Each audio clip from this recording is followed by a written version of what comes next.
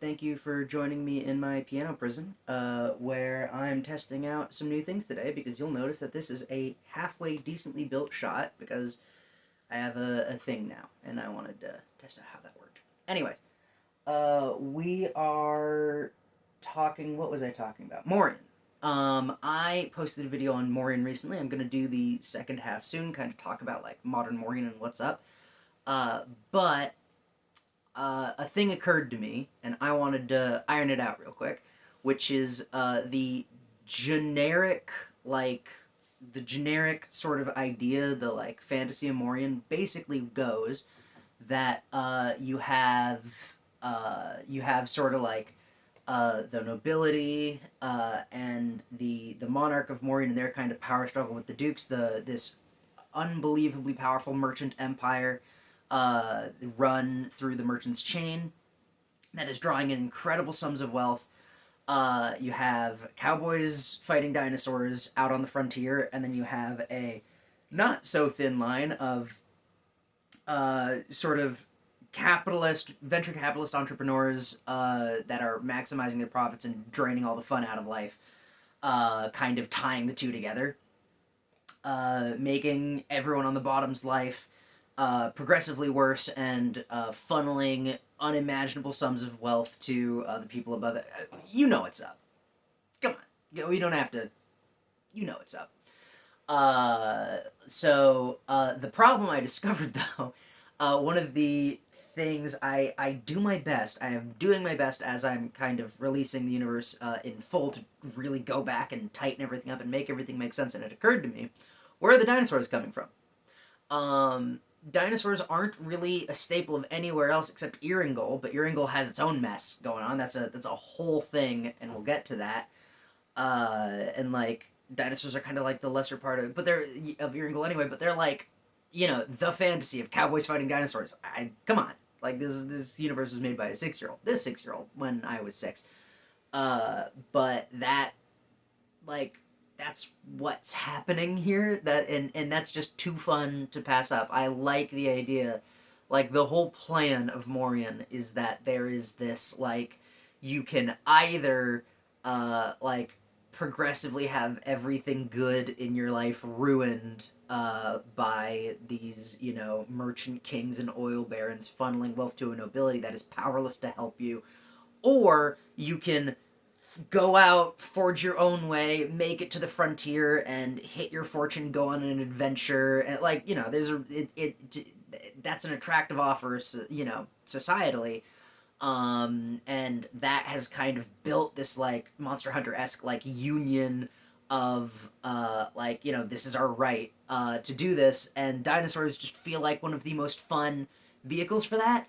But the thing about dinosaurs is that they're an earlier point on the evolutionary ladder, which originally made sense to me because Morian is kind of built off of like ancient worlds that have been repurposed. They were pulled together by an earlier people that worshipped ancient ruins. There are way more tomb worlds in Legends than you think, and like the idea of dinosaurs kind of makes sense there because like the thing everyone knows about them is that they're old and extinct, right? They're bones. Bones are what we know about the dinosaurs. And then there's like all this fun like paleontology like in between that like makes that such an engaging subject and field of study for the people who really like it. The problem is, if you think about it, the idea that dinosaurs are alive like only on the ancient tomb worlds kind of makes like the opposite amount of sense, because the idea would be like, there are plenty of civilizations that aren't in the realms, and anything could happen to them. You could get all your electronics wiped out by a solar flare and you're dead, or a big enough asteroid hits you and you're dead. Like there's a million ways that could go utterly wrong. Enough time goes by and your moon spins out of orbit, or whatever. Like you have to have a moon in the first place. Like a big space fish comes along and eats you. That's possible. Like Legends is a wild place. Space is very scary, and the things in it are very big. only the realms have this kind of magical bad luck protection that keeps them from just a supernova ruining the whole thing, a couple billion years in or whatever. Like, uh, that's like what the realm law does. Is it does a lot of things, but it's sort of main driving force of just keeping civilization happening. So the problem I run into is the dinosaurs went extinct on all of the places without the tomb worlds. Like, there's this thing of like, oh well, for it to be a realm, you kind of like, there's the idea of like, oh, maybe everyone else hunted them to extinction, but that you know doesn't work for certain civilizations. Like, the Hullidi have an incredible respect and oneness with like the general energies of the universe. Like, they really do care about the fauna and ecology of wherever they are. Like, even the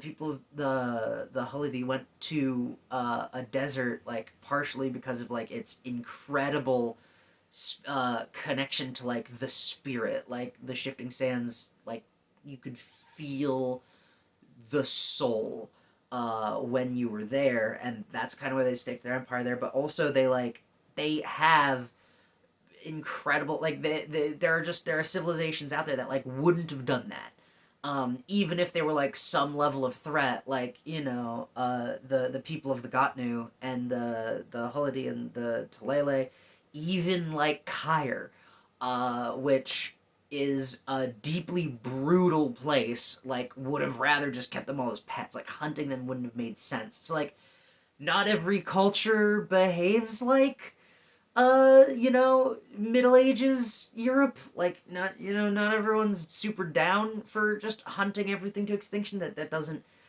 doesn't track for like a lot of the more sort of nature respectful cultures that like exists for any number of reasons.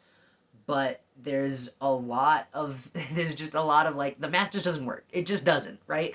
You can sit there, you can think about it, and like, man, why aren't there dinosaurs in other places? Like, would they be in zoos? Would they do XYZ thing? It just doesn't work. So that didn't occur to me until after I made the video, and frankly, I wouldn't want to have changed it anyway, because cowboys fighting dinosaurs is just fun.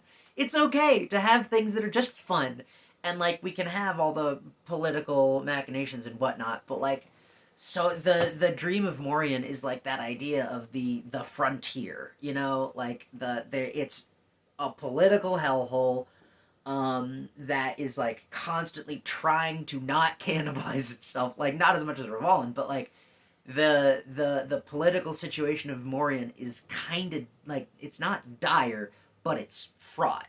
And those pressures pulling against each other all the time are what make the politics of Morian kind of interesting.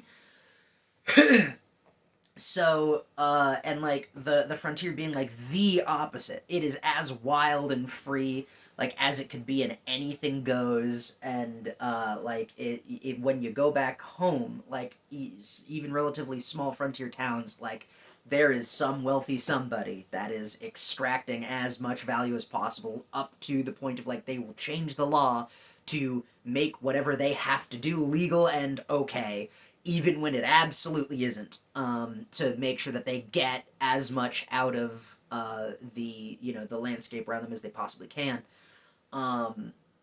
And so like, just dinosaurs feel like, yeah, it's silly, but it feels like it has a it gives such an easy identifier for like, nature is fighting back.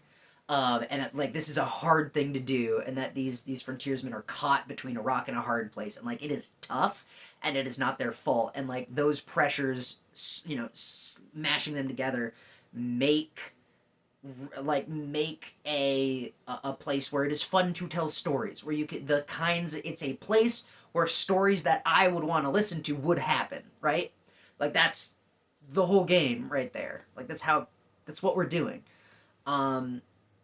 So I don't want the dinosaurs to go away, but I need them to make sense. And the thing that kind of makes the most sense to me, and there's going to be more work that needs to be done to make this make sense, is that, like, because Erangel has their own thing going on. I also, like, it's not Manticore, Chimera. Chimera absolutely could have started a dinosaur-shaped mess at some point in their life. So, like, dinosaurs can be other places. There's also just, like, general exports. The merchant lords absolutely would have been okay gifting their fauna to people for enough of a paycheck. But, basically what makes sense to me is that, like, the previous, like, the tomb worlds that were there previously, like, not all of them died terribly. Like, some of them, they're like it could have been like a disease or just something, and that basically, especially given that like the easiest out we have is that Rifa is right there. Like Rifa, one of the most powerful druids ever, is just living here. Like this is kind of where he stakes his claim, and so I like the idea. It enhances the story to me if like dinosaurs are a result of like certain ascendant evolutionary practices. Like they are the actual result of a culture that fostered nature to the point that it destroyed itself. Like where they, would rather nature thrive and they starve than, and like, a kind of more gentle, peaceful end where they, like, the ultimate like realization of their civilization is like, oh well, we'd rather become one with the world. Like we are part of this planet's natural life cycle. The end of our civilization isn't the biggest deal in the world. We just happen to have been the ones to discover magic, and we're gonna try and pass that on. And like to whatever comes next, like we're not going to assume that humanity is the strongest, most powerful thing in the world. And now we get magic dinosaurs, which is even more cool. So, yeah, silly thing, short video, wanted to test the thing. Um, I'm still working on some really big stuff. The podcast, Maybe Friends, is getting. We're trying to make it more fun for us, as well as for you guys. It feels like there's only so many meetings you can do in a studio, and so many questions you can ask before like before we kind of are bored, and if we're bored we're not going to make the podcast, so we're finding ways to make that more cool, more fun, for us and hopefully for you too. uh, that is kind of what I have for right now. I hope you enjoyed my silly little story. Oh, wait a minute, I have this guy right here. Uh-oh.